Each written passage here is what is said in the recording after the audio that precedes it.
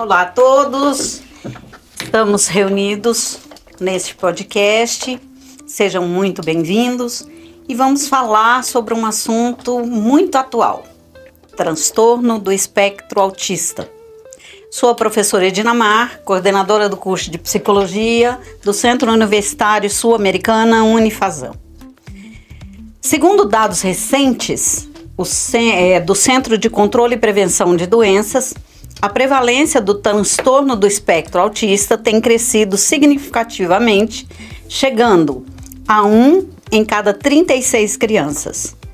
Mas, para além dos números e das estatísticas, o que temos são indivíduos únicos, famílias em busca de respostas e uma ciência que avança a passos largos para garantir qualidade de vida e autonomia.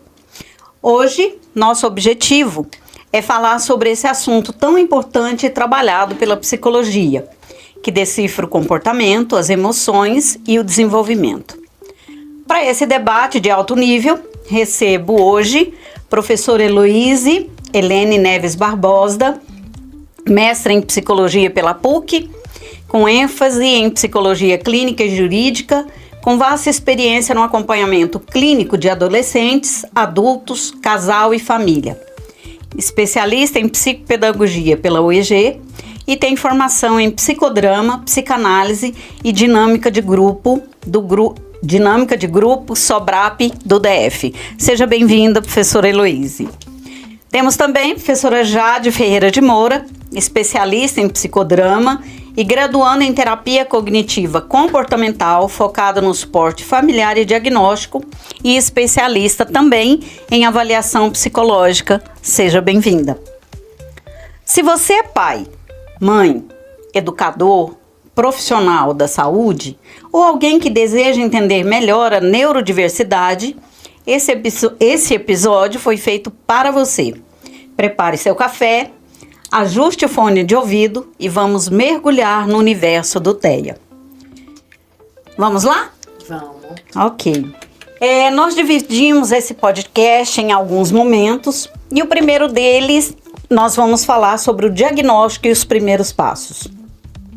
Eu gostaria de perguntar a vocês o que define o espectro autista? Por que abandonamos o termo como Asperger? Para não haver uma segregação entre os autismos, para não dar uma ideia do que algo melhor, algo pior.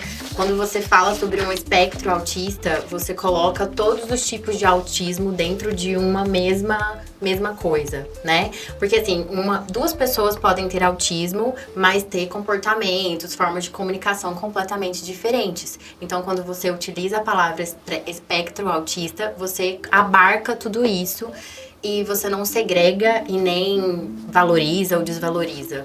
Ok. E também tem uma outra questão muito importante. Como nós estamos falando de desenvolvimento humano, quando eu estou falando do TEA, o espectro, né, ele vai englobar todas as demandas aí do comportamento dessa criança que está em processo de desenvolvimento. E mais do que isso, é importante a gente ressaltar também que não necessariamente, como nós estamos falando de criança, temos que tomar muito cuidado com o diagnóstico, né? Porque a criança está em fase de desenvolvimento. E a pessoa pode ter o quê? Um comportamento autístico. Então é necessário a gente pensar também no diagnóstico diferencial. Não necessariamente ter algumas características do TEA, a pessoa está enquadrada dentro de um diagnóstico atípico. Então a gente precisa entender esse processo e trabalhar com muita cautela. Esse modismo, ele está muito exacerbado nas nossas comunidades, né, Heloíse? Sim, a patologização. A gente tem que tomar muito cuidado com a rotulação, com a patologização. As pessoas não podem mais ficar tristes porque elas são depressivas. Elas não podem mais ter ansiedade porque elas têm um quadro ansiógeno grave, elas têm TAG, transtorno. Tudo agora se tornou um grande transtorno. Ela não pode então, mais a gente tem que tomar muito cuidado com essas questões, porque o diagnóstico ele não pode ser banalizado. A gente tem que entender o indivíduo na sua múltipla possibilidade e também na sua, gente, nós não somos seres completos, como diria o Valon. A pessoa se completa ao longo do desenvolvimento. A gente trabalha muito com a pessoa completa. A gente tem que entender que isso é um processo, né? Então, quando a gente fala assim e rotula, isso é muito preocupante. Porque aí eu estou segregando Eu estou desenvolvendo uma massa aí de excluídos. Isso me preocupa muito como profissional da saúde. E eu venho puxar para a nossa profissão, para a responsabilidade da nossa profissão em relação às avaliações, em relação a todo o processo que nós fazemos dentro de um consultório, dentro de uma clínica, e que isso requer um laudo, requer um relatório para alguém. Então nós temos que ter uma responsabilidade muito grande enquanto psicólogos. E também pensar que existe um ser humano ali por Sim. trás do diagnóstico, né? Porque o que a gente vê muito é as pessoas se colocando como ser apenas o diagnóstico. E eu sempre trago a ideia de que existe um ser humano único e diferencial ali dentro, independente de diagnóstico ou qualquer coisa. Então, a gente precisa humanizar também mesmo o indivíduo que tem esse diagnóstico. E já partindo do princípio que nós estamos falando do diagnóstico, a próxima pergunta é: como é que a gente faz o processo do diagnóstico diferencial para não confundir o TEA com atraso severo da fala ou mesmo TDAH? Acho que a gente pode fazer o diagnóstico diferencial, né? Primeira questão, encaminhar a criança para o neuropediatra. Acho que isso é fundamental. Porque nós temos que avaliar todo esse processo do desenvolvimento neurofisiológico. É importantíssimo isso, porque são casos voltados à neurodivergência, então a gente tem que acompanhar. Acho que a questão da responsabilidade de qualquer profissional que esteja envolvido com essas crianças, nas escolas, na fisioterapia, nos esportes ou em qualquer área, é fazer o encaminhamento profissional. Porque o diagnóstico, ele tem que lembrar, porque diagnóstico são 3 processos, né? Diagnóstico, tratamento e prognóstico. Então, por exemplo, eu como psicólogo, e dentro dessa visão que eu tenho mais subjetiva, a mim me importa mais até o prognóstico. O que será nos próximos tempos dessa criança? Então, preciso entender esse processo. Então, é necessário não naturalizar, não banalizar, não é? E falar isso com muita cautela, com muito cuidado e procurar os profissionais adequados para fazer esse laudo. Esse laudo não é feito de forma assim aleatória e de forma assim banal. Não é feito por profissionais que não têm habilitação. Acho que também a gente tem que falar sobre isso. Sim. Tá? E pensar também que o TEA é um atraso, né? Uma disfuncionalidade na comunicação social como um todo. Porque quando a gente pensa no TDAH, não necessariamente é essa comunicação social como um todo. Já o TEA não é só a fala, né? É como a criança se expressa também. Por exemplo, balbuciar, né? Entender o próprio nome quando alguém chama, são alguns exemplos. Então, pensar na comunicação social como um todo. Isso está vinculado ao afeto, né? Sim. É a psicopatologização do afeto mesmo, assim. A gente tem que falar como que essa criança... Aí pensando em embotamento, né? Que a gente fala tanto isso. Então, a gente tem que falar com muito cuidado, porque o TEA vai envolver a questão da comunicação, ele vai envolver a questão da afetividade, do hiperfoco, são características, está centrada num foco específico, não sai daquele foco. A ecolalia, repetir sons, a estereotipia, repetir movimentos que não são comuns, mas a criança ela tem uma agitação motora, não é? Que é a questão da estereotipia, mas isso só não forma o diagnóstico, né? A gente tem que ver outras questões também que estão associadas. Mas para isso é necessário que a gente esteja muito atenta à dinâmica da criança com a sua família, a dinâmica da criança na escola, a dinâmica da criança na vida social, porque também pode ser um processo de desenvolvimento dela. Então, eu que estudo há algum tempo desenvolvimento humano, eu acho que isso que nós temos que começar a entender mesmo. Porque, como diz, os 3, esse é um ponto em comum. Eles têm naturezas epistemológicas diferenciadas, mas essa tríade pensa de forma comum. Um ponto em comum entre Piaget, Vygotsky e Vallon. Nós somos seres em interação continuamente. Então, a gente tem que pensar que esse processo ele é evolutivo. Então, se eles são crianças, estão no início desse processo evolutivo. Então, isso não pode ser perdido de vista. A gente fala muito do TEA em criança.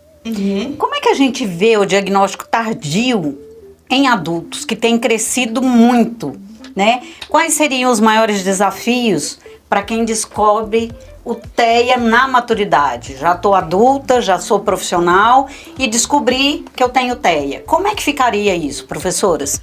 Eu acho que a grande questão quando a gente se coloca nessa posição de encontrar algo que sempre ali esteve presente, mas a pessoa nunca soube muito bem o que era. E muitas pessoas se acham alguma coisa errada, né? Parece assim, eu sou alguma coisa errada porque todo mundo consegue fazer algumas coisas e eu não consigo. E ela não sabe explicar por quê. Ela não sabe o porquê ela apresenta certos comportamentos, algumas dificuldades. Então eu acho que a pessoa que ela é adulta e descobre, ela não sabe muito o que fazer. Há uma sensação de alívio, porque, nossa, agora eu descobri que tudo tem um porquê.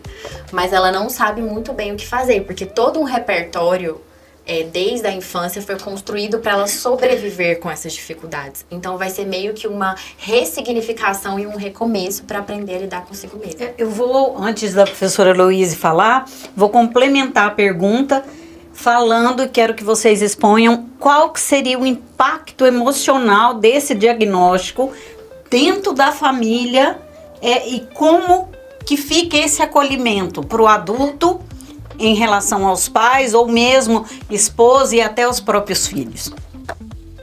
Porque a questão é o seguinte, gente, quando a gente fala de transtornos, como o próprio nome diz, espectro autista, o que é auto? O sujeito é voltado para ele mesmo. Em si mesmado, não é? Vamos pensar nessas questões mesmo da gramática, gramaticais, né? Uhum. Mas a gente vai ir para muito além disso. Me preocupa muito um adulto que não pode ser ele mesmo. O que eu quero dizer com isso? Como a gente está nesse mundo atual, onde tudo tem que ser descrito de forma muito contundente, eu não sei se necessariamente essas pessoas têm um TEA. Mas é até confortável dizer que tem. Eu estou problematizando isso aqui. Porque elas podem ter um comportamento autístico que já é da natureza dela, mas aquilo até que a gente já conversou. Eu não posso dizer que eu tenho alteração sensorial. Eu não posso dizer que eu não gosto de som, que eu não gosto de barulho, que eu não gosto de uma música, que eu não gosto de uma festa. Não, você é muito estranha, você é muito bizarra. Então já é rotulado. Então eu sempre gostei mais de escrever do que de falar. Então, necessariamente, não significa que eu não me comunique. Eu tinha outras formas de comunicação. Sim. Eu gostava do balé, eu era uma bailarina. Aí eu descobri agora com 50 anos que eu tenho TEA. Mas eu já fazia uma comunicação. Aí a pessoa fala assim, eu nunca me comuniquei, e o seu corpo? O corpo fala, como diz Valon, né? Então, quer dizer, você sempre teve uma comunicação. Você viveu com essa comunicação, não é? Só não era verbal, Só né? não era verbal, mas era o não verbal, nesse sentido, não é como no TEA. Eu acho que essa que é a questão. Esse não verbal é riquíssimo, porque ele está dizendo muita coisa. O corpo fala muito. Então, eu já vi também esses diagnósticos, por exemplo, com artistas, né?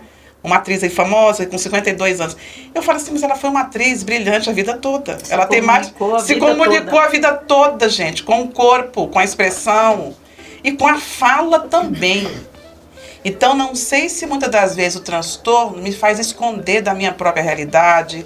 Eu posso também não assumir algumas coisas que eu também não quero assumir. Eu não quero sair muito me definindo. E eu começo a falar assim, não, é melhor dizer mesmo que eu tenho um TEA, porque se eu tiver um comportamento autístico, qual o problema nisso? Mas eu sei que socialmente não interagir de acordo com as expectativas da família ou do social é um problema. Então acho que a questão agora que a gente tem que trabalhar na nossa profissão, no nosso ofício, é que as pessoas sejam quem elas querem ser. A gente que tem um corpo físico, um corpo emocional é nosso. Ninguém vive a nossa própria vida. Só eu que estou no meu corpo.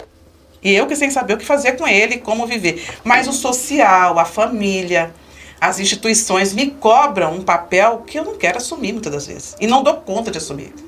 Mas isso não significa necessariamente que eu esteja dentro de uma nosologia dita aí pelo DSM. Não é essa a questão. Ou pelo CID-10, que é da área do trabalho. Então, eu tenho que estar muito... Eu sou muito preocupada com isso. Quando me falam isso, eu falo assim, não, gente, vamos avaliar isso com mais cuidado. Não é? Porque você é muito maior do que a patologia, a psicopatologia em si. Qualquer uma delas. E se tiver um comportamento mais pro lado do autismo, fazer com que a pessoa aceite aquilo e lide com isso de uma forma não a se ver como estranha ou errada ou menor que as outras pessoas. Eu acho que o grande problema é que às vezes a pessoa se vê professoras, mas a sociedade o discrimina por ele ser como ele é. Sim. E aí, às vezes eles se escondem. Eu vejo muito isso acontecer. Aí eu sou, mas eu não posso dizer que eu sou e nem transparecer que eu sou. Aí porque a função, sociedade vai me otomar. Aí é a função da psicoterapia na vida dela. A função da psicoterapia da vida dela é justamente ela assumir primeiro para ela mesma quem ela é. Sim. Para depois ela fazer esse diálogo com o social. É essa que é a grande questão. É ela se trabalhar para ter uma força de ser quem ela é ser quem ela na é. sociedade, para não se afetar, né, e não se prejudicar emocionalmente, fisicamente, estando nessa sociedade. Ok. E já falando de terapia, muito se fala hoje no ABA, né? Denver, Flortine. Poderiam resumir as diferenças e indicações de cada uma? A aba é um trabalho voltado para análise do comportamento, né? Então ela vai focar no comportamento e vai buscar, através do repertório, trabalhar comportamentos evolutivos para a pessoa, criança, enfim, conseguir ter uma vida saudável. Acho que elas são todas técnicas específicas para trabalhar o desenvolvimento social e comportamental do sujeito. Como que ele vai desenvolver essas múltiplas habilidades dele e colocar em prática na sua vida pessoal, na sua vida profissional. Elas vão servir para fazer essa integração. O adulto também se enquadra nesse processo? Sim. O adulto, olha, tem uma questão do Vygotsky que eu acho interessante. O desenvolvimento humano, ele é processual e até o final da vida. Não tem uma etapa finalizada. Não finaliza no processo. Então, em qualquer momento... Inclusive, agora, eu tenho recebido uma demanda dos idosos, assim. E a família fala assim, nossa, como que essa senhora de 92 anos foi procurar uma ajuda psicológica? Que ela fala assim, eu preciso de uma ajuda psicológica. Ela está viva, gente. A demanda emocional, a demanda humana é uma demanda contínua. É como se a gente não tivesse. Então, acho que a gente tem que trabalhar, inclusive, esses estigmas, né? Nós temos muitos estereótipos sociais e muitos estigmas sociais que precisam ser quebrados. Sim. E principalmente em relação a essa dificuldade que a gente muitas das vezes fala, a gente escreve, mas a gente não se compromete com aquilo que está escrito. A questão, o que é desenvolvimento? É um processo. Mas a família e as próprias instituições, agora tem uma crítica aí na questão institucional. Elas boicotam isso. É como se o sujeito não tivesse mais oportunidade. Tudo é muito voltado para criança e para adolescente, você pode ver. O adulto, ele é meio que esquecido, né? Sim. Tanto que a minha dissertação foi sobre isso, né? Foi as práticas discursivas dos avós relacionadas ao litígio, né, dos netos com os ex-genros e ex-noras aí, desses avós. Porque é uma área que é negligenciada. A gente sabe disso. Porque fica parecendo que todo o nosso protocolo psicológico, todos os nossos instrumentos e todo o processo avaliativo, quer seja instrumental, quer seja mais de uma característica subjetiva, é voltado para criança e adolescente. Não é. Ele é voltado para todas as etapas do ser humano. Inclusive, isso aqui, no nosso curso, eu falo isso para meus alunos. Eu acho que tem que ser o nosso lema. Sim. Já estou provocando. Um pouquinho. Dentro do comportamento do TEA, ele tem uma seletividade com alimentação, que é muito comum, né? Isso a gente poderia dizer que é uma questão comportamental ou fisiológica? Os dois. Acho que a questão muito tem a ver com a família, onde que a criança está inserida. Eu tenho que avaliar esse contexto da criança. Porque quando eu falo de rotina alimentar para a criança, eu tenho que ver desde esse bebê, desde o recém-nascido. Como é que foi esse processo de amamentação? Como é que foi esse processo da primeira ingestão dos alimentos diferentes do leite materno? Então, isso tudo, porque a criança maior, não sei, eu já trabalho com criança, não é também? Quando a gente trabalha com crianças maiores, 6, 7 anos, elas começam a falar isso um pouco. Da dificuldade que elas têm, assim, mas eu não gosto muito disso. Por que você não gosta? Porque eu fui obrigada a comer. Sim. Aí eu falei, eu escuto assim, por exemplo, eu não gosto de batata doce, detesto. Mas aí eu falei assim, você nunca comeu batata doce? Não, minha mãe falava assim que eu tinha que comer batata doce. Eu não como mais. Mas sempre teve um dia na escola que fez uma coisa diferente e eu gostei.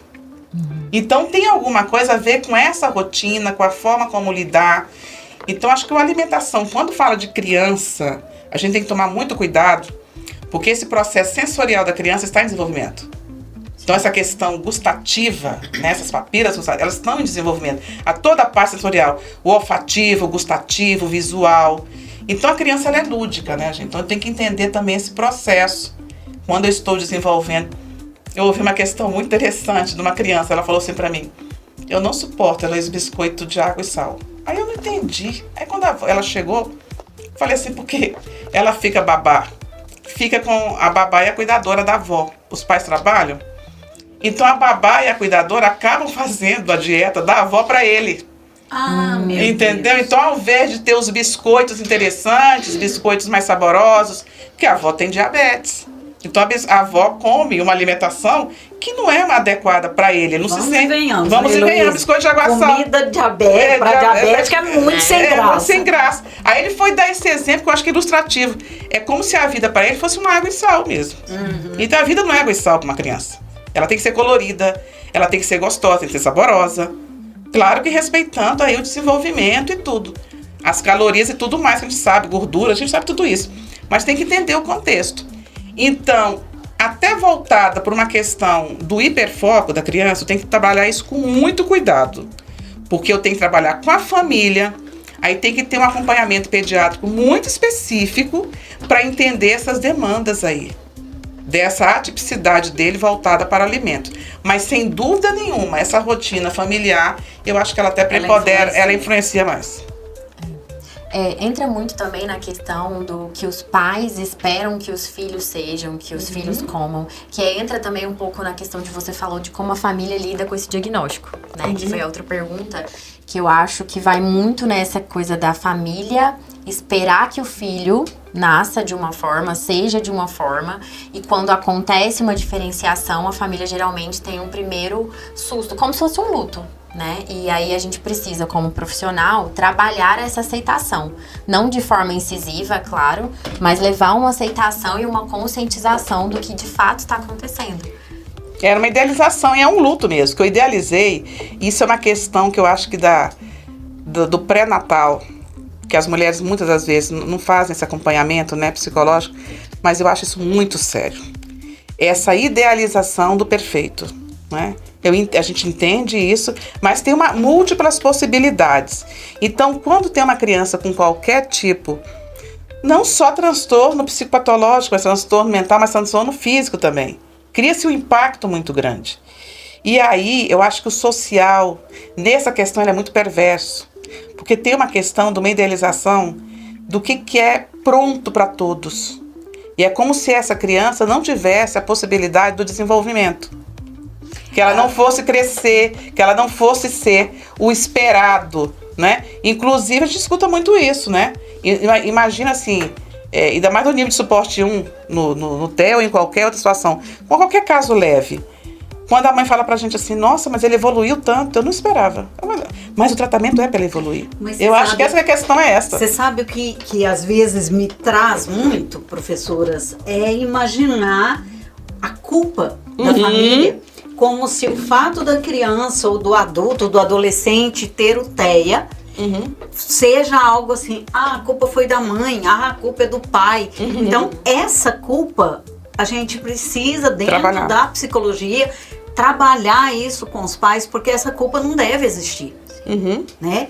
E aí, falando nisso... A gente é permeado na sociedade de medo e culpa, né? A gente é permeado o tempo todo, né? Aí, falando nisso, eu já aproveito para abordar com vocês qual que seria a importância do processo terapêutico na escola, né? O que é uma inclusão real na escola?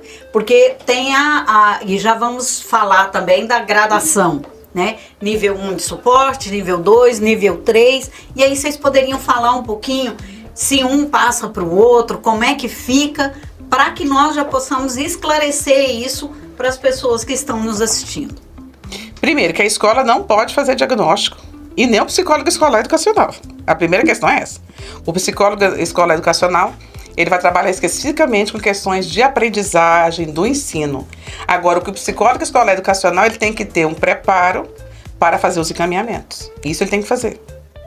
Porque em qualquer circunstância que ele perceba que essa criança precisa de uma avaliação, ela precisa ser encaminhada. Ou para um pediatra, ou para um psicólogo, ou para o neuropediátrico, para os três ao mesmo tempo. Quer dizer, essa é uma questão que tem que ser avaliada com muito cuidado, né? Agora, o nível de suporte, eu acho muito sério o nível de suporte. Porque o nível de suporte, ele cria uma expectativa. Eu tenho algumas restrições em relação a isso, não?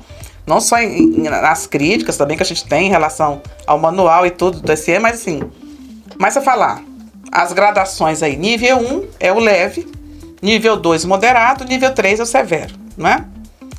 Entendendo que no nível 1, ele a questão, até vamos pensar no ponto de vista escolar, do aprendizado, você vai trabalhar com as estimulações, com todo o processo pedagógico, e os resultados, eles vão caminhando, mesmo que seja mais lento, mas vão... Agora, o nível 2 é um nível mais moderado, tem que trabalhar isso com mais cuidado. O nível 3, necessariamente, não estará numa escola dita regular, não necessariamente, ele pode estar em uma outra instituição. Agora, o que eu acho complexo é quando tem um nível severo, você ficar naquela expectativa, né? Não só no TEA, mas em qualquer outro transtorno mental, de que a criança pode chegar a um nível leve. Ou que está no nível leve e pode avançar para o nível moderado ou um nível severo. Ou seja, ele não vai ter essa troca de gradação tão de níveis. rígida assim. A gente está trabalhando justamente para amenizar esses impactos, não é? Eu acredito muito no trabalho contínuo nosso. Porque, por exemplo, é muito comum as pessoas falarem assim, nossa, ele era nível 2, era não verbal. Heloísa, eu não entendo. Mas assim, ele completou 10 anos, disseram que ele nunca ia falar. E ele não falou, mamãe, ontem? Eu falei, mas o trabalho nosso é isso pra mesmo. Porque fica parecendo. Aí ela falou assim, mas a psicóloga dele não sabia o que me dizer. Eu falei assim, porque ela não é minha aluna. Brinquei com ela. Porque eu falei pra ela assim, porque ela é minha aluna, porque ela é meus alunos, eu corro. Eu falei assim, se fosse aluno da Unifaz, eu saberia dizer. Eu falei assim, não.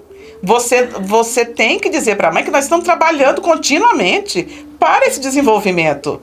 Isso aqui não é um processo mágico. Porque senão não precisaria, né, do trabalho. Eu tenho muito problema com essas questões mágicas, que as coisas flutuam rapidamente. E o salto qualitativo, ele existe, a gente sabe disso. Mas em questões assim, a gente tem que tomar muito cuidado, porque depois a gente fica criando uma expectativa que pode ser que não se cumpra. Mas o meu trabalho, ele é sério. Então, se eu me comprometo, se eu tenho uma qualificação para isso e um acolhimento, que eu acredito nisso, né? A questão psicoterápica é muito mais acolhimento do que instrumental, do que avaliação psicológica, é muito mais do que isso. A questão do acolher, do estar ali e o sujeito perceber que você está ali com ele. E aí a gente vai caminhando, né? Que no psicodrama a gente fala desse vínculo télico mesmo. Uhum. Então a gente vai trabalhando nesse processo. Então isso é fundamental que isso aconteça.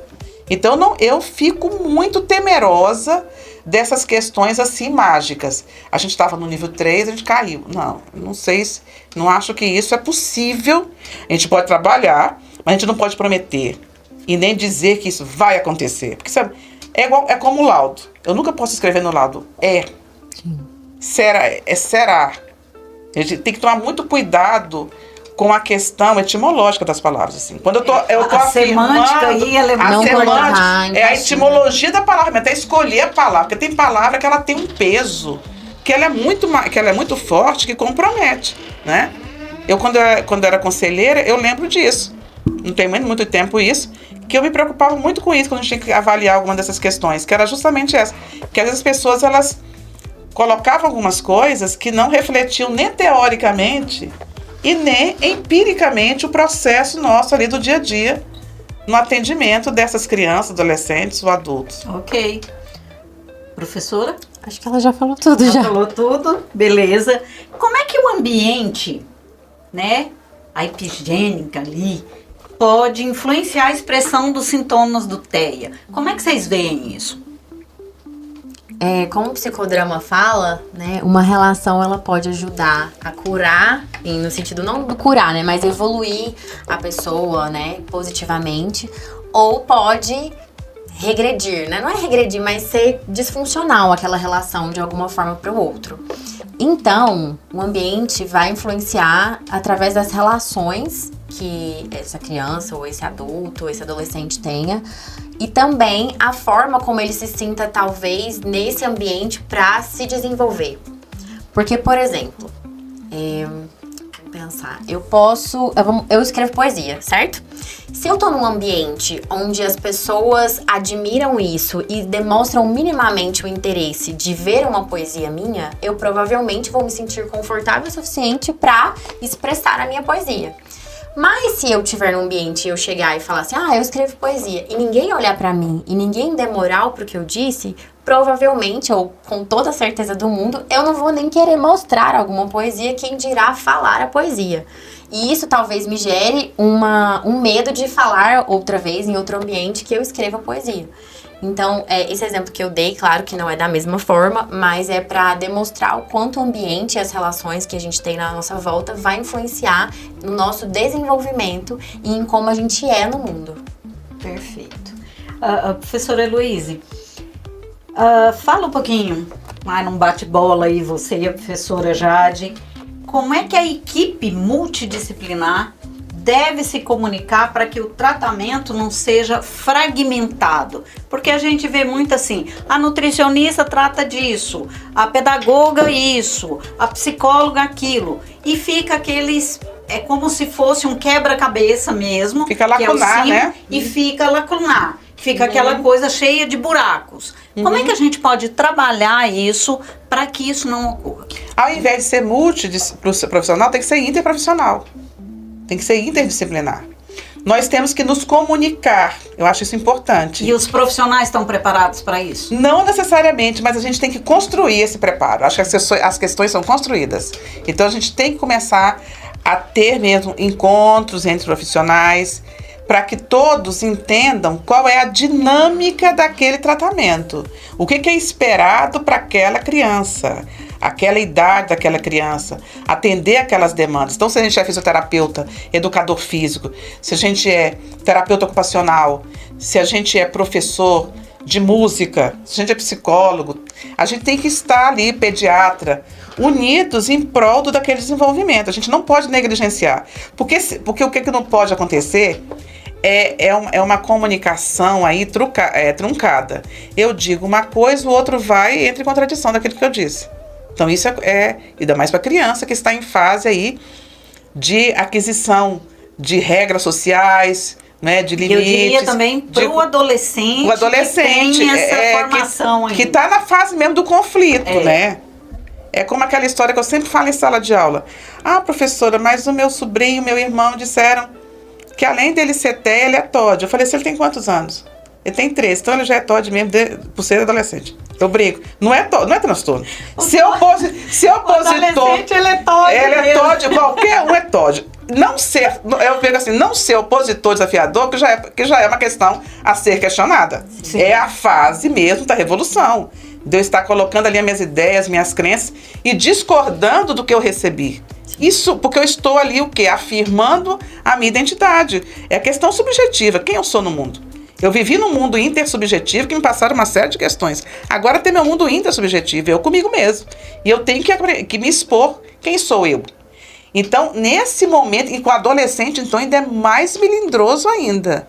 Aí a nossa comunicação ela tem que ser cada vez mais clara, objetiva, concisa, não é? Porque a gente às vezes fala muito, mas não fala o que é necessário, para que a gente tenha um trabalho de integração, no sentido assim, o que nós podemos fazer em benefício do desenvolvimento desse ser, que tem 8 anos, que tem 10, que tem 15, que tem 4, que tem 17, quer dizer, a questão não é nem a idade em si, mas é estar ali preparada e voltada para atender essas demandas. Porque a gente não pode se contradizer. Isso é um problema a ser encarado. Eu sempre falo nas minhas aulas que a gente tem que se olhar como uma engrenagem, que ela funciona tudo ao mesmo tempo e é uma interligada à outra. Então, a gente não pode ver o ser humano de forma segregada. Então, por isso esse trabalho tem que ser como engrenagem. Uma é completando a outra. Então, é muito importante esse encontro e esse trabalho em conjunto. Porque se uma parte da engrenagem não funciona, possivelmente todas vão encontrar algum déficit. Perfeito. Já encaminhando para o final, professoras, vamos falar um pouquinho dos pais, né? O pai precisa ser ouvido e a mãe também, né? Uhum. Como é que os pais podem cuidar, inclusive, da sua própria saúde mental, para não entrarem num burnout, por exemplo? Porque o cansaço, aquela coisa, o esgotamento do pai e da mãe ali, pode ocorrer. O que poderia ser feito? Porque a síndrome de burnout é esgotamento profissional, né? Quer dizer, trabalha tanto que ele entra no estresse crônico ali. E ele tem uma demanda da vida dele pessoal, que é a família, os filhos, os parentes, os próprios pais dele também, né? Pode já ser idosos, a sua família, mas tem uma demanda da vida profissional dele. Ele tem que ser ouvido. Acho que agora a gente tem que dar voz, né? Como diz a Mary Jane Spink, né, nos cursos de Isonomia Social, que eu trabalhei isso no meu mestrado, a voz presentificada. A gente tem que estar aqui e trabalhar essa voz. Quem eu sou? Quem eu sou, mãe? Porque eu não nasci mãe, né? Eu não nasci pai. Eu me construo como mãe, me constituo como mãe, como pai na relação que eu tenho com meu filho, com os meus filhos, com a minha família. Mas então, muitas das vezes que a gente vê muito... Isso é uma questão que você está falando que é muito séria, Edinamar. A gente vê muito TEA no ponto de vista, vamos cuidar da criança. Não, nós temos que cuidar da família. Sim. Eu penso dessa perspectiva da família. Porque quando a gente tem uma situação que é inovadora, porque essa é uma situação inovadora, nós não estamos preparados nem para a situação que a gente espera. Imagine para a situação que a gente não espera. Não, o que eu ia te dizer é que, assim, engraçado, embora eu não tenha nascido mãe, não tenha nascido pai, a sociedade cobra isso deles. Por isso que ele tem que ser ouvido, tem que ter eu acho que tem que ter uma rede de apoio. A gente fala muito isso em política pública, da rede de apoio social. Agora, essa rede de apoio, ela não funciona. A gente não busca. Eu fico muito preocupada, por isso que eu acho que até nessa minha formação mesmo da terapia familiar, que eu fiz na Sobrap, né, em Brasília, eu fico muito preocupada nessa questão, assim. A gente busca muito o bipessoal. Isso é uma questão, né? Até o psicodrama trabalha muito isso, né? A Rosa Cuquier, o psicodrama pessoal. Mas tem que ver também todo o processo, né? O macro, não só o micro. Então, quando eu estou atendendo a criança, eu tenho que pensar nessa família. Então, por exemplo, na minha perspectiva, eu sempre tenho ali um espaço para que todos estejam juntos. Não só a mãe e o pai, mas tem essa criança, tem o irmão dela, ou tem mais de um, dois, que estão juntos para se constituírem como esses seres sociais também. Não só seres familiares, porque aí esse impacto da cobrança vai minimizar muito. Porque ela vai entender que ela não é culpada, nem ele é culpado pelo processo de vida que a gente tem, né? Que nós temos que trabalhar aí em conjunto. Então, a primeira questão é o seguinte: você tem que ser a melhor mãe, o melhor pai, o melhor profissional, o melhor marido, a melhor esposa, a melhor filha. É muita coisa, gente, o melhor filho. Isso não é possível se a gente não se vê, se a gente não cuidar da gente também. Eu gosto muito do cuidado. Antes da sua opinião, professora Jade, eu acho interessante, porque muitas vezes eu tenho um filho que tem TEA e o outro não.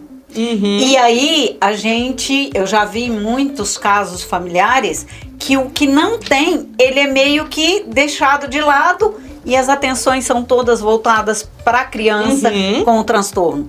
Como é que a gente poderia trabalhar isso com a família para não acontecer esse desnível emocional entre eles? Trabalhar, assim, tem que ter a terapia familiar, mas em alguns casos eu acredito também em ter a terapia individual, quando necessário, até para entender como aquele indivíduo vive aquela experiência e como aquela experiência afeta o papel que ele exerce ali dentro daquela dinâmica familiar e como ele se sente em relação a essa dinâmica familiar. E trabalhar no sentido, por exemplo, se o pai e a mãe dão atenção total pro filho que tem o TEA, trabalhar com esses pais a importância deles criarem uma rotina e momento também com esse outro filho e com a família no geral, trazendo o papel e a visão de como esse filho que não tem TEA se sente. E também, gente, assim, eu fico assim pensando na rotina. Por exemplo, aquela criança ou aquele adolescente que tem TEA, ele faz natação, ou faz algum tipo de atividade, fono, alguma coisa. Físio, e aí então, vai. Aonde que o outro irmão pode participar também junto? Sim. Eles fazem uma aula de violão, o outro pode participar junto, porque talvez o outro queira participar, mas ele nem foi convidado. Porque a gente fica tão voltado, porque tem que desenvolver, não todos estão em desenvolvimento. Quando você está trabalhando com criança, adolescente, você fala assim, olha, todos estão em desenvolvimento. E quando a gente vai atendê-los, né, Jade, o outro irmão fala assim, por que você não foi Sua mãe fala que você não quer natação. Eu não fui convidado. Sim. Eu fui, mas ele faz aula de música, ele diz que tá adorando. Eu também não fui convidado. Eu nem sabia. Então, quer dizer, muitas das vezes a cobrança é tão grande, você tem que desenvolver o seu filho, porque ele tem uma situação que precisa ser mais cuidada, mas o outro também vai ser desenvolvido junto, dentro da sua questão pessoal. Então, acho que muitas das vezes esse convite, eu gosto muito dessa palavra, convidar a família a ter um momento dela, fazer passeios coletivos, e essa questão também é muito importante, tá? Que a gente recebe muito isso. Com crianças pequenas, eu tenho até um cuidado, eu tenho um bebê em casa, eu tenho uma criança de 8 anos. Eu tenho que fazer uma programação com a criança de 8 anos. Sim. Longe da criança, do bebê de 8 meses. Aí fala assim, mas são meus filhos. Mas o outro está num movimento de vida, de interesses diferentes do bebezinho. Do bebê. Uhum. Então, e que ele muitas vezes fala assim, não, eu antes ia no Pesca e Pague, agora minha mãe não vai mais porque tem um bebê. Então a mãe tem que entender que ela tem, eu acho interessante, ela continuar naquilo que seja interessante para a criança. E sair de lá da casa, que você é mãe, você sabe disso, sair de lá sem culpa. Porque eu sempre falo, gente, as mães falam assim, mas eu tenho dificuldade de deixar o bebê. Eu sempre falo para elas assim, olha, uma criança pequena, ela precisa de quem? De pessoa acolhedora e bem intencionada. Então, e pense nisso, que você tem que ter uma qualidade de tempo. Inclusive também, gente, ter qualidade de tempo dos pais. Os pais saírem sozinhos também, que tem isso também, né? Os pais não saírem, tem gente para cuidar, que quer cuidar, não, mas a gente vai ficar juntos, os 4 juntos aqui dentro de casa, ou os 3 juntos aqui dentro de casa. E aí vem né? Quem cuida precisa ser cuidado. Ser cuidado. Então o pai também tem uma rotina de casal, porque é o seguinte, gente, a família e o casal são 2 questões que estão imbricadas, mas não são a mesma coisa. Tem um casal aqui por trás e tem uma família aqui. Então, a vida do casal também, ela não pode deixar também, ela não pode ser negligenciada. Nós também temos que pensar nisso. Eu acho que o importante da gente falar sobre isso, Heloísa, é dizer assim, ao trazermos esse ponto, não quer dizer que é fácil. Não porque é fácil. Aí alguém pode chegar e falar assim, é fácil para vocês falarem porque vocês estão de fora, não estão vivenciando. A gente sabe que não é fácil. É um desafio mas mesmo. São os desafios que nós precisamos enfrentar dentro desse processo. Sim. Ok. Agora vem uma perguntinha bacana para vocês. Qual que é o maior mito sobre autismo que vocês gostariam de derrubar aqui hoje? Que vacina causa autismo. Vacina causa autismo. Vacina? Essa eu não tinha ouvido ainda. Da pandemia pra cá a gente ouviu muita coisa, né? Então, assim, vacina causa autismo. Porque eu comi algumas coisas, tomei alguns medicamentos. Que o autismo tem uma feição diferente. Que eu também... Agora tem uma questão mística também. É um território complicado. Eu também não sou pecadora, os pecadores. Porque eu fiz alguma coisa muito ruim na vida e agora eu tô pagando por isso, né? Como se fosse uma dívida que eu tivesse tendo que pagar agora. Não. É um processo de desenvolvimento. E é um processo, e eles têm vida saudável, gente. Uma questão interessante que eu e a Jade não abordamos, né? O cognitivo não é atingido, tá? Isso é importante que ser dito, porque é muito comum falar assim, nossa, mas eles são tão inteligentes, eles falam coisas, o cognitivo não é atingido. Então, são profissionais brilhantes, a questão, ela vai muito mais na questão da interação com o outro, mas eu tenho um aprendizado muito significativo, como os outros aí, eu gosto de falar isso, eu não gosto de falar da palavra normal. Eu também. Eu gosto de falar considerado normal. Eu não gosto dessa coisa de normal, psicopatológico. Você nunca me vê falar assim, a pessoa tem alguma situação, um transtorno. Eu falo adoecimento. Eu tenho cuidado com isso. Mas porque eu acho que a gente tá a palavra adoecimento, ela é mais humanizada. É mais humanizada. Eu tenho cuidado com isso. Eu não gosto, por exemplo, das coisas doente. Eu sempre falo para meus alunos, professora, eu sou doente. Não, você não é doente, você está doente. Eu também Sim. Você não gosta dessa questão. Porque não apropria daquilo que é ruim. Não, porque você não é mesmo doente. Você mesmo se coloca um momento. Caixinha, né? Você se coloca ali numa situação que não é essa. Então, acho que a gente tem que pensar nessa situação mais subjetiva, dessa construção contínua, e entendendo esse aspecto como um aspecto, os mitos, eles são para serem Eu acho que esse que é o nosso momento aqui, esse momento pedagógico, né? Que é um momento muito mais pedagógico do que psicológico, esse nosso momento aqui. É um momento psicoeducacional, vamos colocar assim, que é justamente quebrar mitos. E o maior mito é de que eu tenho que ter um diagnóstico. Isso é um grande mito também. Não necessariamente. Porque agora, por exemplo, agora falando da escola, eu não queria deixar de passar isso. A escola fala assim, eu preciso de um laudo. Ou um laudo psiquiátrico, ou um laudo pedagógico. Aí eu sempre falo, não, que eu dou aula, você sabe que eu dou aula na pedagogia, né? Aí eu sempre falo assim, gente, mas a questão não é o laudo. A questão é o que você vai fazer com a criança. Continuar trabalhando o desenvolvimento dela. Elis, mas nós temos nossos instrumentos pedagógicos. Continue utilizando-os. Vocês têm múltiplos instrumentos. Vocês têm o processo de ensino-aprendizado. Vocês vão continuar fazendo o que vocês fazem. Independente do laudo. O processo do ensino-aprendizado é muito maior do que o laudo. Sim. Então, eu acho que aí vem uma questão, lembrando da psicanálise aqui, é até um fetiche, né? Virou um fetiche o laudo. Então, mas esse fetiche vem até da família. Não, pois é, mas virou um grande fetiche. Ele não pode, o laudo não é um fetiche. Sim. O sujeito é muito mais importante do que o laudo. Com certeza. Então, eu tenho muita preocupação. Então, acho que a gente tem que divulgar mais isso.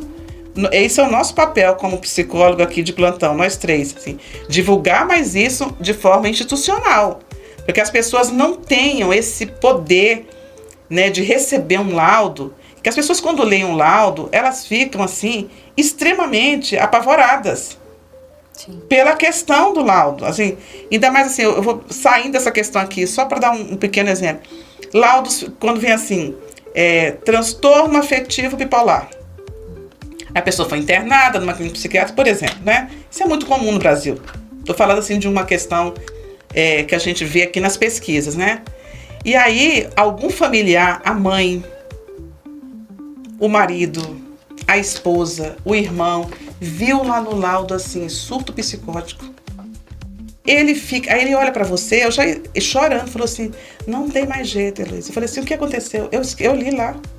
O psiquiatra mostrou surto psicótico. O que você entendeu? É loucura, não vai ter jeito mais não. Falei assim, não é assim não. É um momento, é um contexto, pode ter sido uma situação leve, uma questão de crise emocional. Por isso que eu sempre falo, quando falo assim, surto, eu prefiro mais crise. Porque eu acho que isso é muito sério. Sim. Porque às vezes você cria uma situação, isso é bem americano, né? Uma crença limitante, né? De que aquilo é daquele jeito. Não pode ser assim. Mas é a questão do rótulo. Do rótulo.